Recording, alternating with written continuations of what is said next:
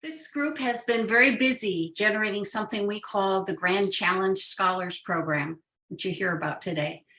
And it's really comes about from a shared view that we need to reconceive honors education, at least in part, to prepare students to address grand challenges, which are large societal issues that we face, all of us face as humans on the planet. I've listed the co-leaders here.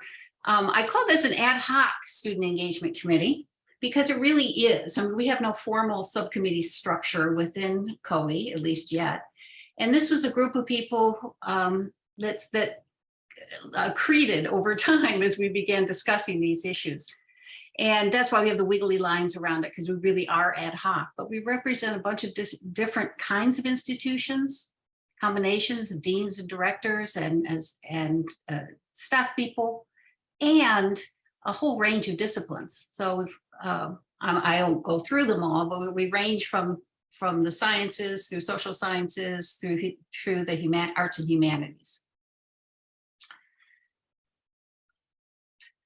So this project was motivated by the rather mundane observation at this point that we live on a planet with finite resources and that those resources are not uniformly distributed.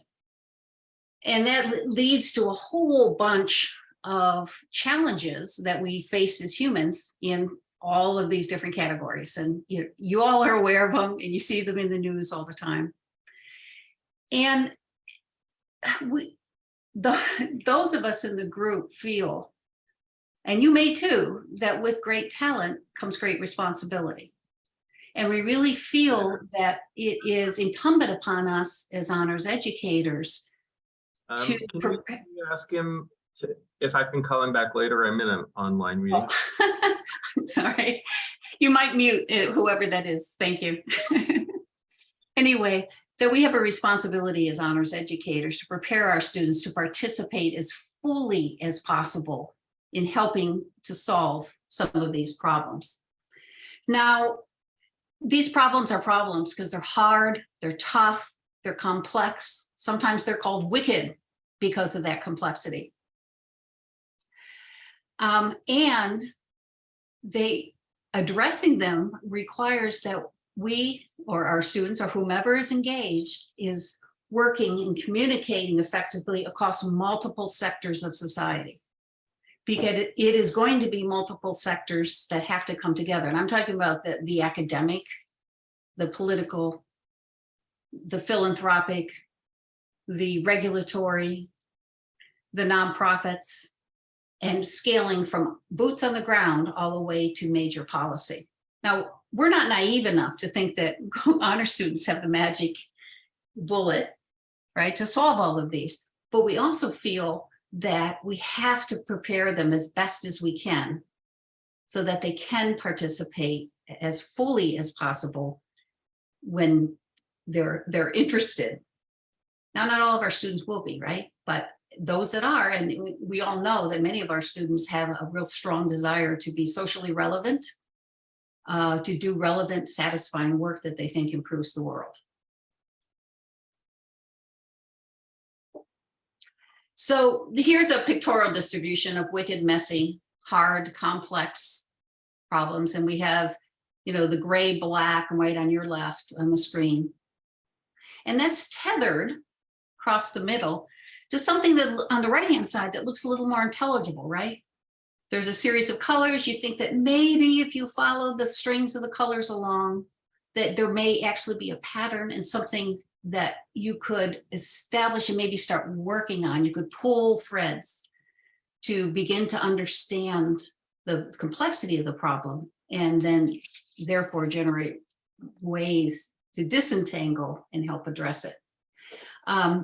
That's providing that transition from left to right on the screen is one of the major goals of us for our honor students through this program. And at this point, I'm going to turn it over to John Kotinek. Oh, I said I'd do this part, didn't I, John? I'll finish up.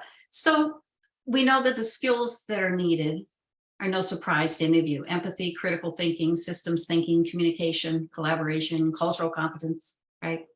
These are things that we all work or embed in our honors curriculum or co-curricular activities in some ways.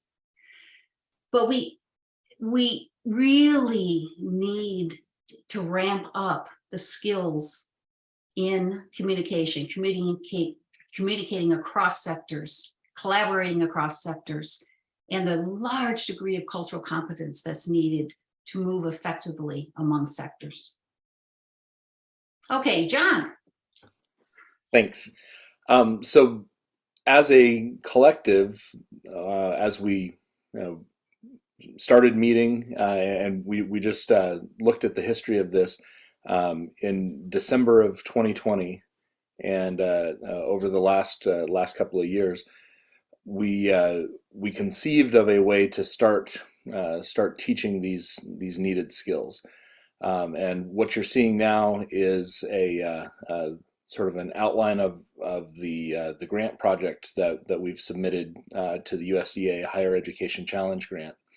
And this is the way that we're proposing to, sort of on a large scale, help build this capacity for our students, in particular by taking advantage of the special capacity that we think that honors pedagogy has for working interdisciplinarily for helping students develop critical thinking skills, for helping our faculty develop those pedagogical skills, and also for addressing these grand challenges. So there's a lot wrapped up in this. And just to sort of walk you through what's been proposed is first of all a Grand Challenges workshop that would introduce students who are participating in this Grand Challenge Scholars Program to the theme of the year. And the way that we've conceived the grant is that it would address one of these grand challenges each year.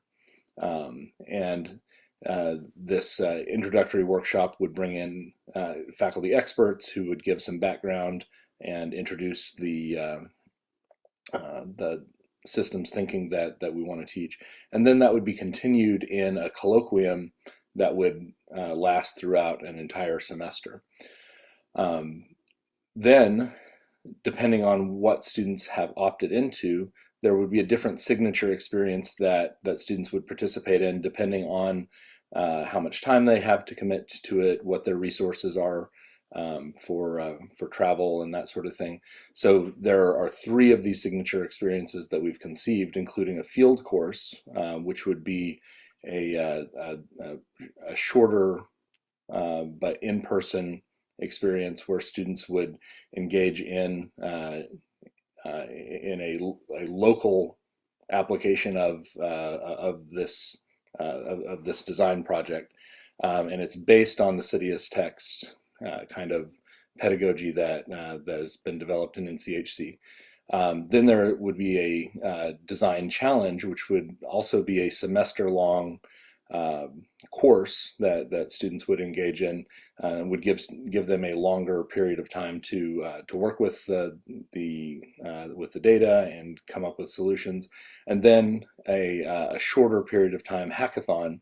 And these are conceived as a 24-hour period of time that students would come together to develop ideas to address the Grand Challenge theme. And then at the end of the experience, all of the students, no matter which one of the signature experiences that they've participated in, would come back together in a culminating conference that would be virtual. They would all get to share out the product of their experiences and celebrate the work that they've done. So we can move on to the next slide. What's at the heart of all of this is a design process that is probably familiar to you, even if you haven't seen this particular version of the process, where you start off by defining the problem, right? Asking the the question about what are the symptoms, what are the likely causes of the, I'm sorry, Heidi, you're welcome to go ahead and click. There we go. Okay. Thanks. So we can define that problem, find out what the symptoms and likely causes are, go ahead and find out where we need to collect data to inform perspectives, and especially to seek perspectives outside of our own. And that's been a very key part of what we've been doing, is to think about what are the perspectives that we need to bring into conversation and make sure that they're being considered. An analysis process, how do we fit all of these things together, and then to start developing solutions. And that's no matter which one of the signature experiences that students decide to engage in, you're going to start to develop a solution. Now, if that's the design challenge semester-long course, you might get further along versus the hackathon, where you've got 24 hours to start thinking about it.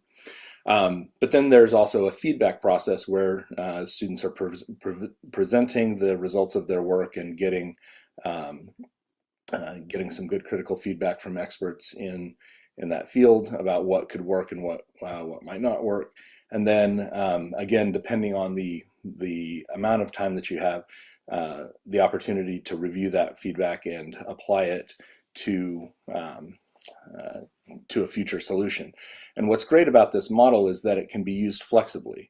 And some of the things that we are already piloting this year include a design challenge that Dean Appel is teaching on her campus, as well as a hackathon that we're going to be running this weekend with participants from 7 different universities. And so with that, I think I get to hand off to Joy.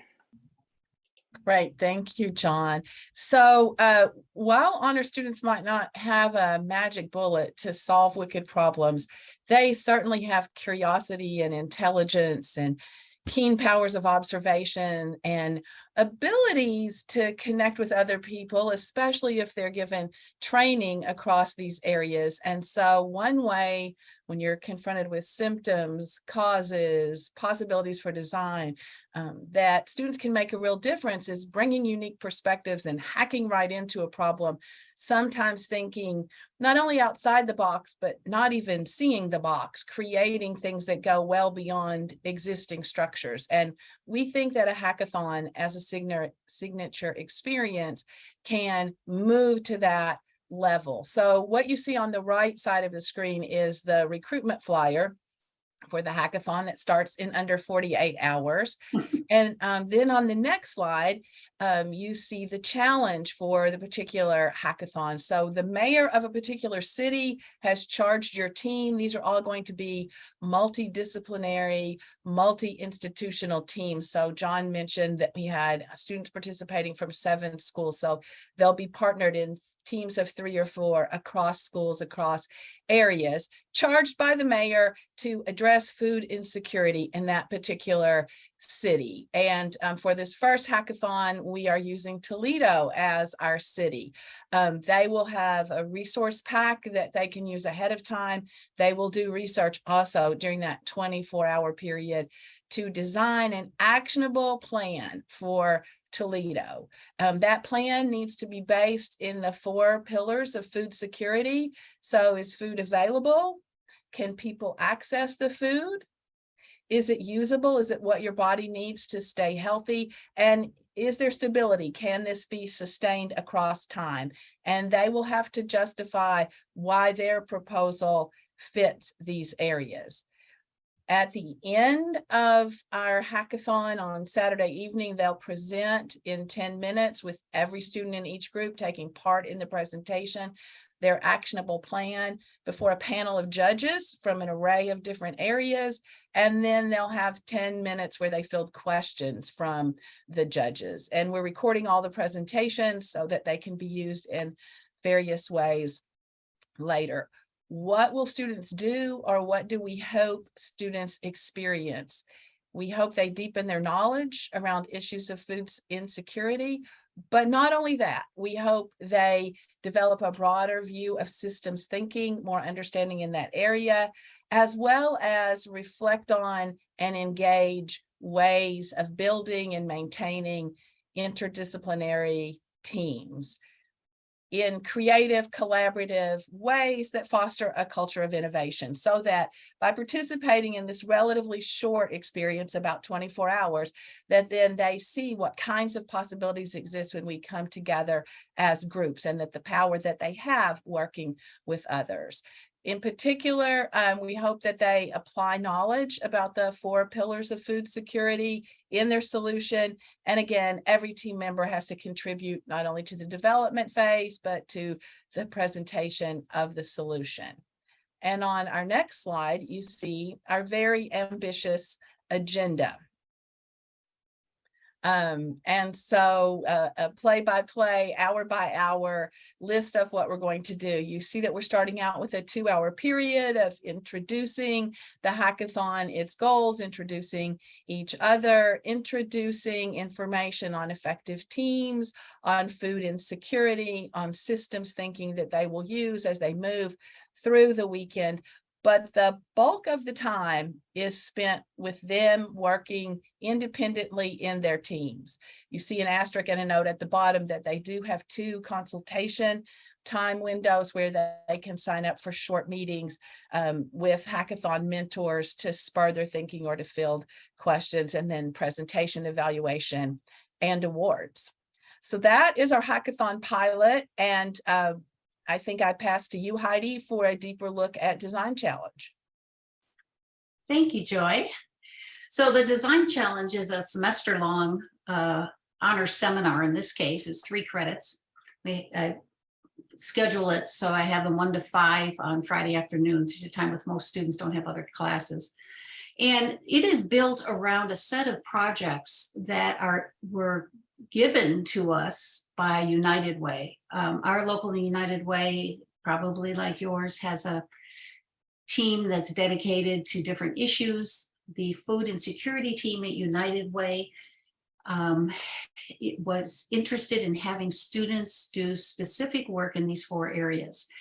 They wanted the students, once they gained an understanding of federal policy, things like Medicaid and SNAP benefits, how do we advertise availability to those on the one hand, and on the other hand, how do we advocate effectively upward with local, state, and federal officials to maintain support for those critical programs. And those students are designing a flyer for the library, which is a hub for many of the resources in our communities, the library system, and then they're also developing talking points for United Way to use in their advocacy at the government levels. There's another team working on engagement. So how do the various pieces of the food system that contribute to food security and insecurity interact with each other? And are there ways to improve the ways in which they can communicate so that they can deliver their benefits of various sorts, whether it's a bank or a pantry, more effectively? There's another group working on transportation. People have difficulty getting sometimes to places where there is food available.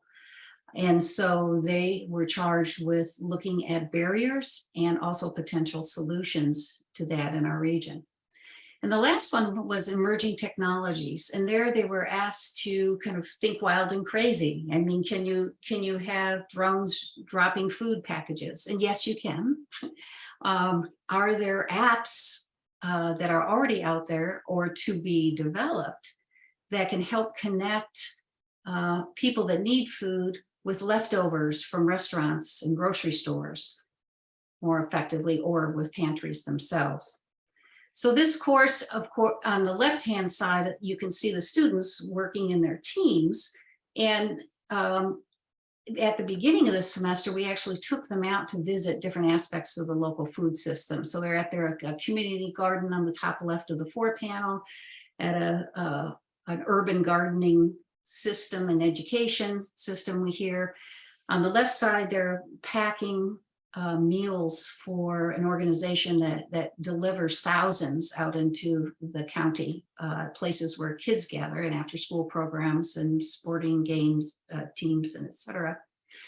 And on the bottom right corner, you see the kinds of things we need to do to keep energy going. We do improv activities about midway through every period where they're in class for 4 hours to get everybody a little rejuvenated to return work on the projects. So the students will be delivering a research report and recommendations depending on the particular project, and be giving a high-powered presentation at the end to United Way CEO and other leaders and other community members that we've invited, including some of the pantries that these students are visiting as part of a research project that United Way is carrying on. So we really conceive this whole Grand Challenge effort as providing a fourth space for honor students to learn the skills to tackle Grand Challenge problems. Now, the reason we use a fourth space is just it's a convenient way to think about a set or an arena of experiences that are different from what they already get. And this concept of space, different kinds of spaces, was initially established by urban planning folks who talked about how first space were home spaces, second space are school or workplaces. Urban planners emphasized a third space where people come together in public areas. And, sometimes those are physical squares in cities, other times they're, grocery stores and churches and sporting events. It really varies. And we're imagining a fourth space, a community engagement space, where our honor students become more involved in the community beyond just the volunteering that they are very good at and very interested in doing. Ideally, that kind of community engagement, has a component where they're actually working with the community themselves. Working with nonprofits circumvents that a little bit and trusts that the nonprofit has a good reading and understanding of the community. And then there are spaces where we look at policy and the structural things that give rise to the needs that are not being met. And then we have larger scale issues that may cross national or international boundaries that require attention and negotiation.